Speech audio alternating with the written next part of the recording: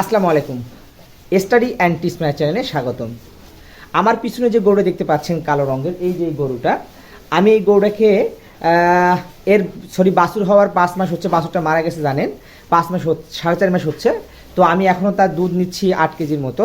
আর সবচেয়ে বড় কথা হচ্ছে, একে আমি হিটে আসছে বীজ দিছি। কত পার্সেন্ট বীজ দিলাম, কোন গ্রুপে বীজ দিলাম, সেটা বিস্তারিত একটা ভিডিওতে তুলে ধরবো।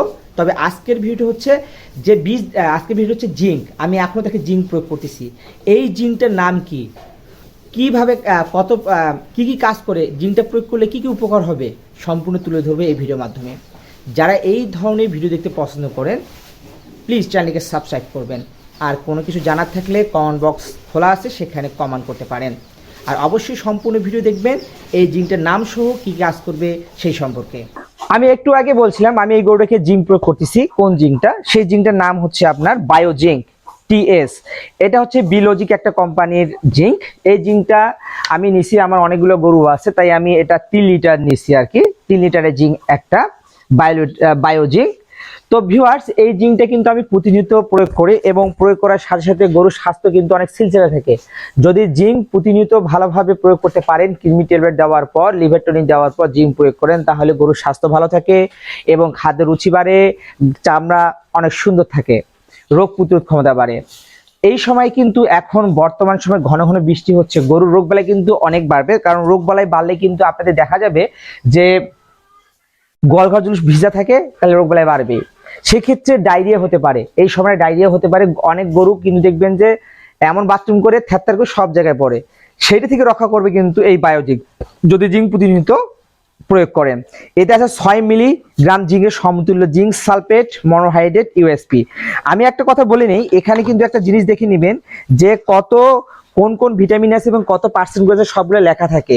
আর সবচেয়ে বড় কথা, এই জিঙ্কে আপনার কি রয়েছে, যে ডায়রিয়া জনিত এবং ঠান্ডা জনিত সমস্যাটা ভালোভাবে দূর করে, এবং দেখবেন যে বাথরুম পাতলা হলে সেটাও দূর করে। এবং এখানে রোগ প্রতিরোধ ক্ষমতা আপনার বাড়াবে। গরু যদি প্রজনন ক্ষমতা কম থাকে, সেই প্রজনন ক্ষমতাও সঠিকভাবে নিয়ে আসবে, এবং প্রজনন ক্ষমতা সঠিক সময়েও নিয়ে আসবে।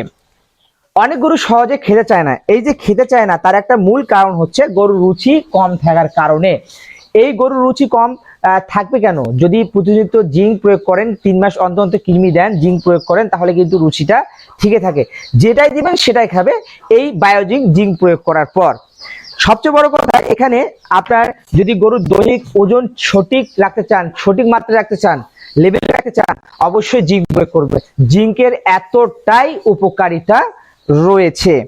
গবাদি পশুর স্কিন উজ্জ্বল করতে, দেখেন গরুটার চামড়া কিন্তু ছিলছিলে। গরুটা অনেকবার দেখছেন কোনো কি লোম নাই, কোনো জায়গায় যে লোম ঠকঠকে এমনটা নাই, সব জায়গায় লোম এবং চামড়াটা মসৃণ, আপনারা দেখতে পাচ্ছেন। অবশ্য এই জিঙ্ক প্রয়োগ করলে এটাও আপনি পারবেন।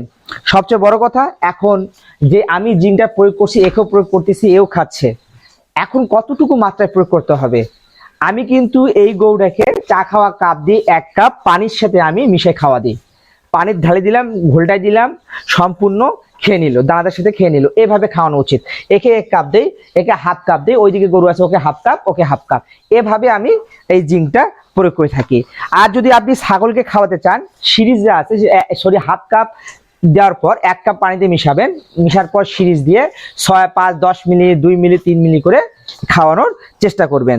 আর সবচেয়ে বড় কথা, এখানে দেখেন আরেকটা বিষয় আছে যে প্রতিদিন আপনি যদি জিঙ্কটা প্রতি মাসে প্রয়োগ করেন, কোনো গরু ছাগলে কিন্তু সহজে রোগ হবে না, আপনার রোগ প্রতিরোধ ক্ষমতা অনেক ভালো থাকবে। যদি ভিডিওটি ভালো লাগে প্লিজ চ্যানেলকে